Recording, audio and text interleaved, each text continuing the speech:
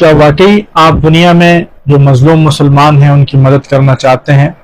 اگر ہاں تو ان باتوں پر عمل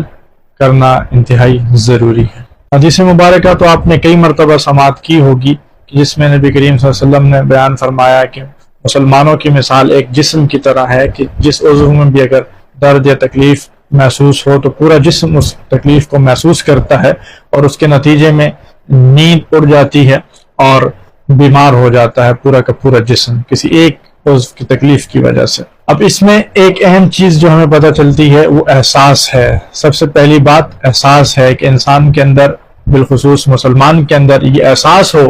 کہ اس کی اپنی ذات کے حوالے سے بھی کسی مسلمان بھائی کو تکلیف نہ پہنچے، اور کسی بھی طرح سے کہیں پر بھی اگر کسی مسلمان کو تکلیف پہنچتی ہے تو اس کے درد کو، اس کی تکلیف کو وہ محسوس کرے۔ کم سے کم یہ احساس اس کے اندر ہونا ضروری ہے۔ تو سب سے پہلی چیز احساس ہے۔ جب انسان کو احساس ہو گیا کہ اسے کوئی تکلیف پہنچی ہے تو اب ضروری ہے کہ اس کی وجہ جانے، اس کی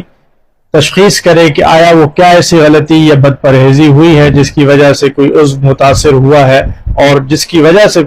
پھر یہ ساری تکلیف کا معاملہ ہے۔ اگر خود کر سکتا ہے تو خود کرے، ورنہ کسی معالج کے پاس جائے اور اس سے صحیح اس کی تشخیص کروائے کہ اصل معاملہ کیا ہے اور اس کا اصل وجہ کیا ہے، اور اس تشخیص کے بعد اگر ہمارا اللہ اس کے علاج کا ہوتا ہے، یقیناً وہ علاج کوئی ماہر ہی تجویز کر سکتا ہے، بتا سکتا ہے، اور صرف وہ علاج بتانا یا اس کا تجویز کرنا ہی کافی نہیں ہوتا، بلکہ اس پورے پروسیس کو فالو کرنا بھی ضروری ہوتا ہے۔ جو علاج کا پروسیس ہے، جو علاج کا مرحلہ ہے، تو اس پورے مرحلے سے گزرنا ہوتا ہے، اور اس پورے مرحلے کو سر انجام دینے کے لیے آپ جانتے ہیں کہ آپ کے پاس وسائل کا، بالخصوص مالی وسائل کا ہونا ضروری ہے کہ جس کی بنیاد پر آپ یہ تشخیص کا معاملہ کسی ماہر سے کروا سکتے ہیں اور پھر اس علاج کو کنٹینیو کر سکتے ہیں کہ جو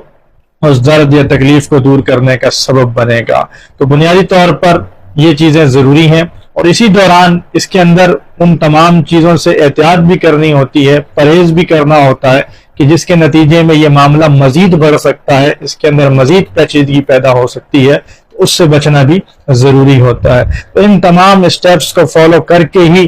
اس تکلیف سے نجات حاصل کی جا سکتی ہے، اور اگر پہلے ہی مرحلے پر بجائے تشخیص کروانے کے، بجائے ایسا علاج کروانے کے جو کہ ایک بہترین علاج ہو، اس کے بجائے صرف چیخ و پکار کی جائے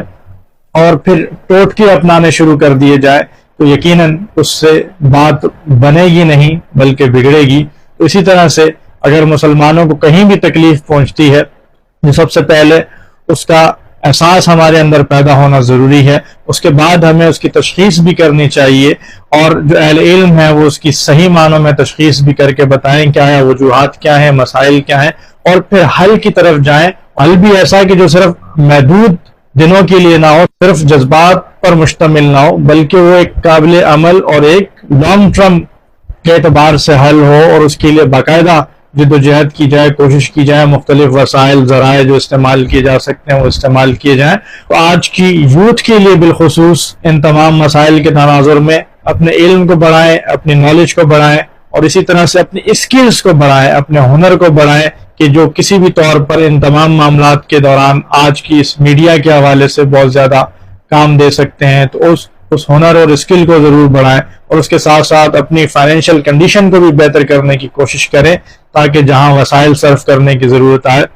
وہ آپ بلا جھجک وہ وسائل بھی صرف کر سکیں، اور یہ تمام چیزیں پازیٹیو انداز سے اور استقامت کے ساتھ ہوں۔ ایسا نہ ہو کہ کچھ دن کے لیے تو کوئی ایک چیز اختیار کی جائے، اس کے بعد پھر وہ چیز ترک ہو جائے۔ تو مستقل پلاننگ کے ساتھ اس پر غور و فکر کر کے عمل کرنے کی ضرورت ہے، تبھی صحیح معنوں میں ہم اپنے مسلمان بھائیوں کی مدد کر سکتے ہیں۔